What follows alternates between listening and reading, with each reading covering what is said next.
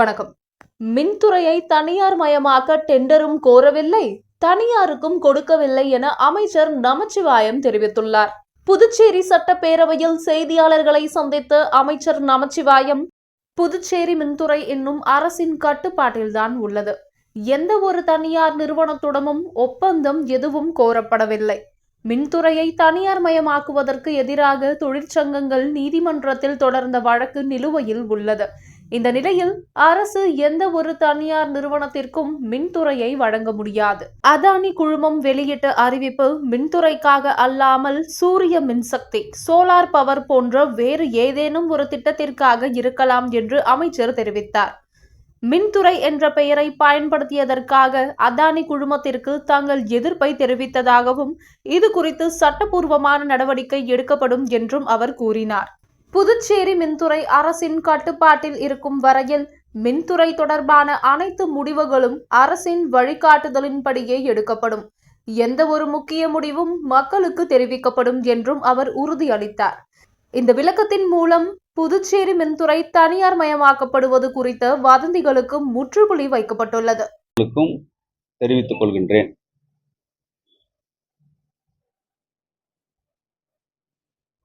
நீண்ட நாட்களுக்கு முன்பாக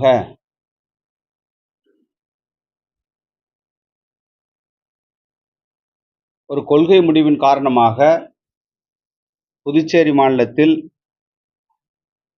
மின்துறையை தனியார் மயமாக்கப்பட வேண்டும் என்று ஒரு நிலைமை இருந்தது. அப்பொழுது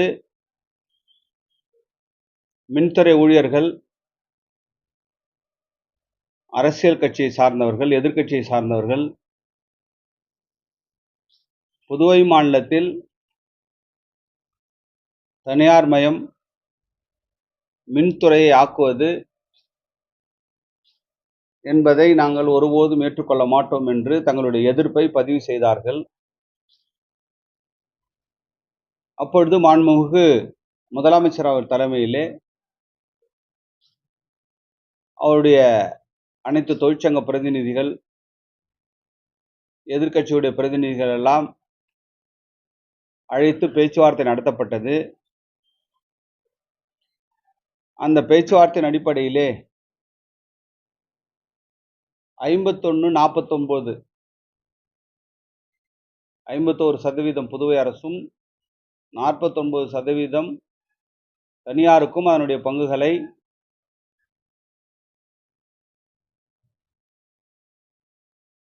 விற்கலாம் என்று முடிவெடுத்தார்கள். இருந்தாலும் தொழிற்சங்கங்கள் எல்லாம் நீதிமன்றத்தை அணுகி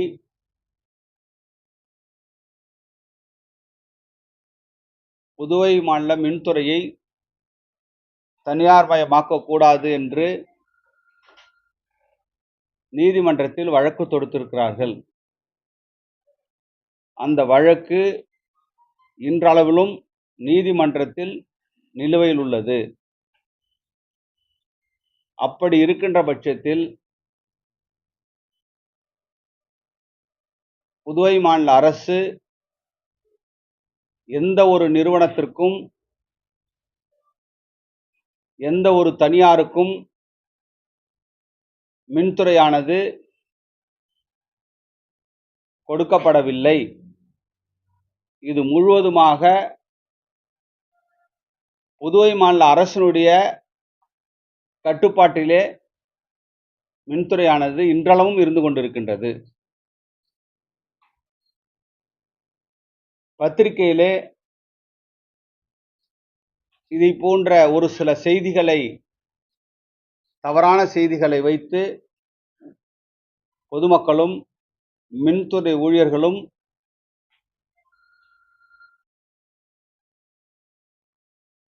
எதிர்வினை ஆற்ற வேண்டாம் என்று நாங்கள் அன்போடு கேட்டுக்கொள்கின்றோம்.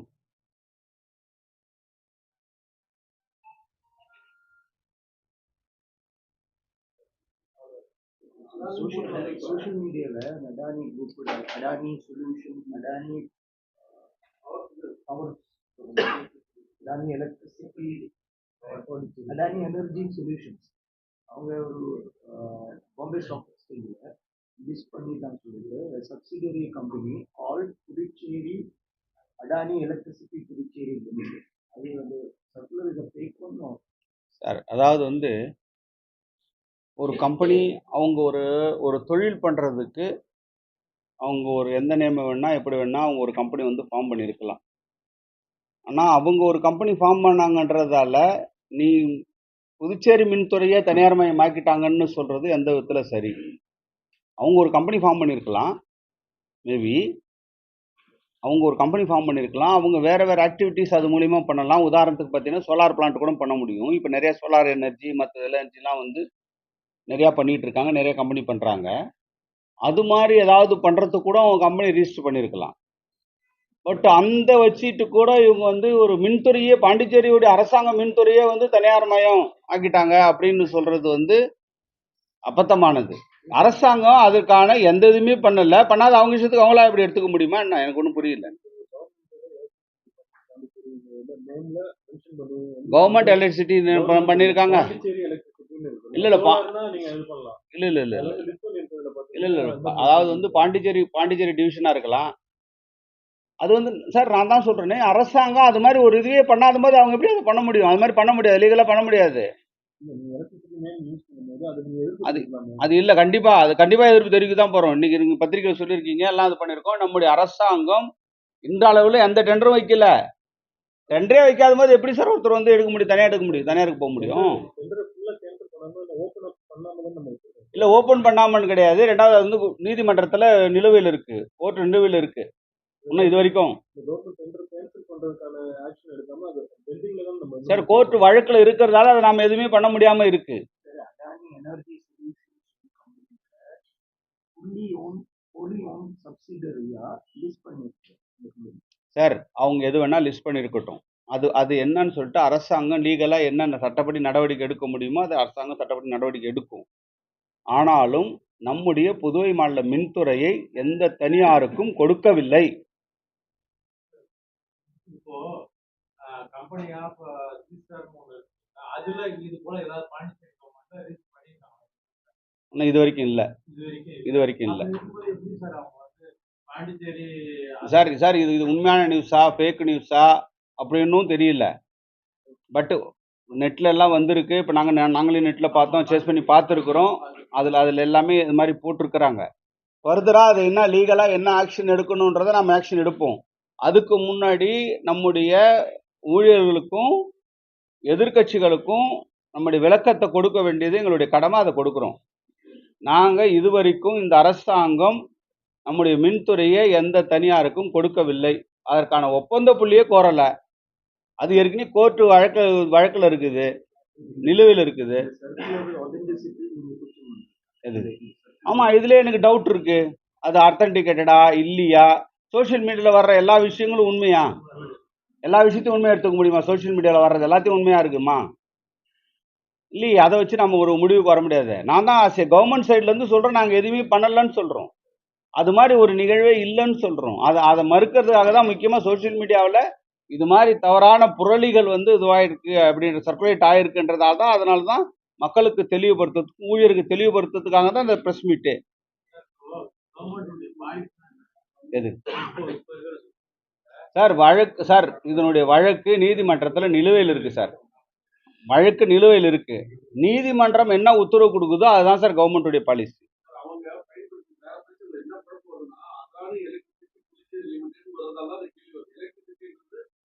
கரெக்ட் தான், கரெக்ட் சார். அவங்க சந்தேகப்படுறதுல நியாயம் இருக்கு. அதை நான் தெளிவுபடுத்துறதுக்காக தான் இந்த பிரஸ் மீட்டு. அவங்க சந்தேகப்படுத்த நியாயம் இருக்கு. நாங்களும் லீகலா இது சம்பந்தமா என்ன நடவடிக்கை எடுக்கணுமோ இந்த அரசாங்கம் நிச்சயமாக எடுக்கும். இது சார் அது லீகல் கன்சல்ட் பண்ணாதான் தெரியும். இப்போ இது மாதிரி அவங்க இது மாதிரி போட முடியுமா? இது எப்படி போட்டாங்க? இது எப்படி லிஸ்ட் பண்ணாங்க? இந்த நேம்ல எப்படி அதை பண்ணாங்க? அப்படின்றத நாங்கள் வந்து லீகல் டீமோட லா டிபார்ட்மெண்ட்டோட ஒப்பீனியன்லாம் வாங்கிட்டு தான் நான் ஃபர்தராக என்ன பண்ண முடியுன்றதை நான் பார்க்கணும்.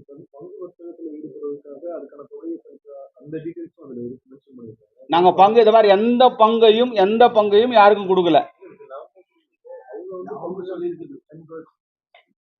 புரியல. அதுல 100% பங்குகள் எங்களுக்கு இருக்கு, நீங்க வந்து பங்குகள் வந்து வாங்கலாம் அப்படிங்கறது மென்ஷன் பண்ணிருக்காங்க. அதனால நம்ம வந்து ஸ்டாக் எக்ஸ்சேஞ்சில் எதுவும் தனியா இதுக்கு தனியா நீங்க மூவ் பண்றீங்களான்னு இல்லை சார், ஸ்டாக் எக்ஸ்சேஞ்சில் நாம் அது சம்மந்தமாக எந்த மூவும் பண்ணல சார். நம்ம பண்ணலாம், அதான் பண்ணிருக்கிறது நம்ம அரசு. சார் அவங்க எப்படி சார் கவர்மெண்ட் ஷேர் அவங்க இஷ்டத்துக்கு எப்படி சார் லிஸ்ட் பண்ணி அவங்க இஷ்டத்துக்கு எப்படி சார் எடுக்க முடியும்? இப்ப 100% சார் சார் இருங்க, அந்த ஷேரை நான் ஸ்டாக் எக்ஸ்சேஞ்சில் நான் ரெஜிஸ்டர் பண்ணி நான் விற்கிறேன்னு போனால் தானே அவங்க எடுக்க முடியும். அவங்க என்ன பண்ணிருக்காங்கன்னா அவங்க கம்பெனி ரெஜிஸ்டர் பண்ணி இது மாதிரி நாங்க சார் அவங்க தனி கம்பெனி ரிஜிஸ்டர் பண்ணியிருக்கலாம் சார், தனி கம்பெனி ரிஜிஸ்டர் பண்ணியிருக்கலாம்.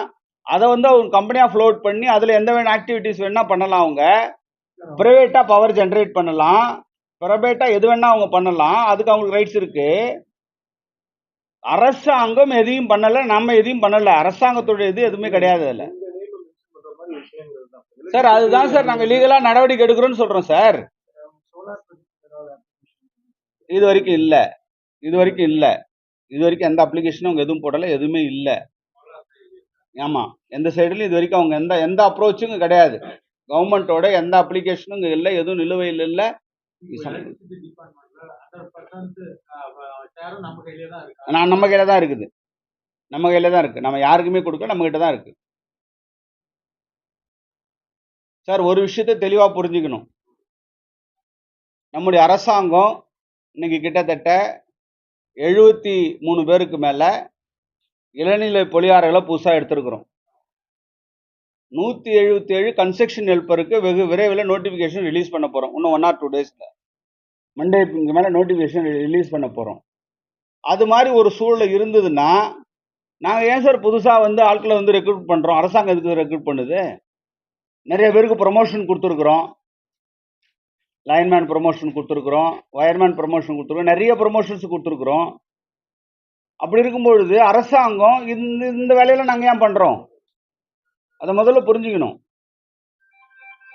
அதனால இது சம்பந்தமா உரிய நடவடிக்கை சட்ட ரீதியாக எடுப்பதற்கு இந்த அரசாங்கம் அனைத்து முயற்சிகளையும் எடுத்துக்கிட்டு இருக்கிறோம். இன்னைக்கு காலையிலேருந்து இது மாதிரி வந்திருக்கு. லா டிபார்ட்மெண்ட்டோட ஒப்பீனியன் கேட்டு இது மாதிரி பண்ணியிருக்காங்க, இது என்ன பண்ணுறதுன்றதை கேட்கறதுக்காக அரசாங்கம் நடவடிக்கை எடுத்துக்கிட்டு இருக்கிறோம். ஏன்னா இது வந்து ஒரு தவறாக ஒரு செய்தியாக போய் அது வேற மாதிரியெல்லாம் போயிடக்கூடாது அப்படின்றதுக்காகத்தான் முதல்ல நம்ம ப்ரெஸ்ஸை மீட் பண்ணி நம்முடைய இருக்கிற உண்மை நிலையை மக்களுக்கும் ஊழியர்களுக்கும் தெரியப்படுத்தணும், எதிர்க்கட்சிகளுக்கும் தெரியப்படுத்தணுன்றதுக்காக தான் இந்த ப்ரெஸ் மீட். இப்போ அதானி குடும்பத்துக்கும் இப்போ சோசியல் மீடியாவில் அதுக்கும் எலக்ட்ரிசிட்டி டிபார்ட்மெண்ட்டுக்கும் எந்த சம்பந்தமும் இல்லை. இல்ல இல்ல. அவங்க வந்து சோலார் சைட்லயும் இல்லை, இது வரைக்கும் எந்த அப்ளிகேஷனும் போடலை, எந்த விண்ணப்பமும் இல்லை. அதனால நமக்கும் அந்த மின்துறைக்கும் அவங்களுக்கு எந்த சம்பந்தமும் இல்லை. இது வரைக்கும் இல்லை இல்லை. அடுத்தது நமக்கு ஒரு 4000 ஸ்மார்ட் மீட்டர் அப்படின்னு சொல்றாங்க. அது எதுக்கா இருக்கு? நம்ம ஒன்றும் ஸ்மார்ட் மீட்டர் எதுவும் வாங்கலை. ஏற்கனவே போன ஆட்சியில் கமலக்கண்ணன் அவர்கள் மின்துறை அமைச்சராக இருக்கும் பொழுது புதுவை மாநிலம் முழுவதும் 40,000 ஸ்மார்ட் மீட்டரு அந்த காலத்தில் வாங்கப்பட்டு நகரப்பகுதி முழுவதும் அதை ஏற்கனவே ஃபிக்ஸ் பண்ணி நடைமுறையில் இருக்குது. நாங்கள் புதுசாக வந்து ஸ்மார்ட் மீட்டர் எதுவுமே இந்த அரசாங்கம் கொண்டு வந்த திட்டம் இல்லை. ஏற்கனவே காங்கிரஸ் திராவிட முன்னேற்ற கழக கூட்டணி அரசாங்கம் கொண்டு வந்த திட்டம் நகரப்பகுதியில் ஏற்கனவே 40,000 ஸ்மார்ட் மீட்டர் ஏற்கனவே ஃபிக்ஸ் பண்ணி இன்னைக்கும் அது வந்து ரன்னிங்கில் இருந்துகிட்டு இருக்குது. நாங்கள் எந்த ஸ்மார்ட் மீட்டரும் இது வரைக்கும் வாங்கலை தானே சார்? வாங்கலை. எது சார்? அதானி ஏன் சார்?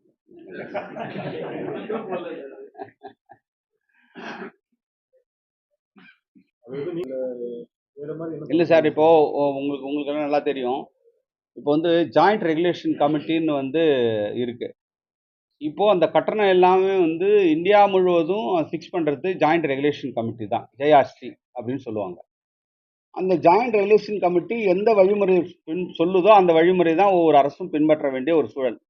அப்படி அந்த அரசு பின்பற்றலை அப்படின்னு சொன்னால் அவங்களா முன் வந்து அதை இம்போஸ் பண்ணுவாங்க. அவங்களா முன் வந்து அதை அமல்படுத்துறதுக்கு அவங்களுக்கு பவர்ஸ் இருக்குது. ஒரு கட்டத்தில் நீங்கள் அதை அமல்படுத்த மாட்டோம் நம்ம அரசாங்கம் பிடிவாதம் பண்ணிச்சுன்னு சொன்னால் நமக்கு பண்ணுற சப்ளைவே நிறுத்தத்துக்கு அவங்களுக்கு இதற்கு அதிகாரம் இருக்குது. நம்மளுக்கு மின்சார சப்ளைவே நம்ம கொடுக்க முடியாமல் நிறுத்தத்துக்கு அதிகாரம் இருக்குது. இது மாதிரி காலகட்டத்தில் தான் போன ஆண்டில் அவங்க மின் கட்டணம் உயர்த்தணும்னு சொல்லும் பொழுது கூட புதுவை மாநிலத்தில் இனிமேல் மின் கட்டணம் உயர்த்துவதற்கான சாத்தியக்கூறுகள் இல்லை அப்படின்னு சொல்லி அந்த மின் கட்டண உயர்வை அரசாங்கமே ஏத்துக்கிட்டு அந்த மானியத்தை இன்னைக்கும் அரசாங்கம் செலுத்திட்டு இருக்குது. ஆமா, மானியம் அரசாங்கம் கொடுத்துக்கிட்டு இருக்குது. ஒவ்வொரு யூனிட்டுக்கும் கொடுத்துக்கிட்டு இருக்கு. நான் டீட்டெயில் சொல்றேன். நான் போனதுல வந்து கொடுத்துக்கிட்டு இருக்கோம் அரசாங்கம். நாங்கள் ஏற்ற முடியாது, ஜேஆர்சி ஏற்ற சொன்ன பரிந்துரையை ஏற்காம அந்த மானியத்தை அரசாங்கம் இன்னைக்கு கொடுத்துக்கிட்டு இருக்கிறோம். அதனால இதை பொறுத்த வரைக்கும் இது மாதிரியான ஆலோசனைகள் வந்து ஜேஆர்சி அடிப்படையில் பண்றதை தவிர எந்த ஒரு சூழ்நிலும் மின்துறை தனிப்பட்ட முறையில் எடுத்து பண்றது கிடையாது. ஏன்னா நாம மின் அதாவது எவ்வளோ நம்ம கொள்முதல் பண்றோம், மின்சாரத்தை எவ்வளோ கொள்முதல் பண்றோம், அது எவ்வளோ சார்ஜ் நமக்கு செலவாகுது, இந்த செலவெல்லாம் டிவைட் பண்ணி அது லாஸ் இல்லாமல் போகிறதுக்கான ஒரு நடவடிக்கை தான் வந்து நம்ம அரசாங்கம் எடுத்துக்கிட்டு இருக்குமே தவிர, இப்போ பார்த்தீங்கன்னா ஒரு சில இடத்துல மின்சாரம் வந்து நாளுக்கு நாள் அதோட ரேட்டு வேரியேஷன் ஆகும், ரேட்டு திடீர்னு அதிகரிக்கும். அப்போது அதுக்கு தகுந்த மாதிரி நம்ம வந்து இது பண்ண வேண்டியிருக்கு, மின்சாரத்தை வாங்கி கொடுக்க வேண்டிய ஒரு சூழல் இருக்குது.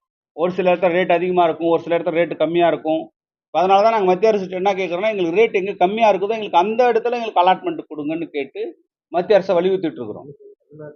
அருகாமை மாநிலங்களில் எங்கேயுமே இந்த மாதிரி நிலைக்கட்டணம் வசூலிக்கிறது கிடையாது. தமிழ்நாட்டில் நீங்கள் பார்த்தீங்கன்னா கம்பேர் பண்ணும்போது இதை விட ரேட் அதிகம்.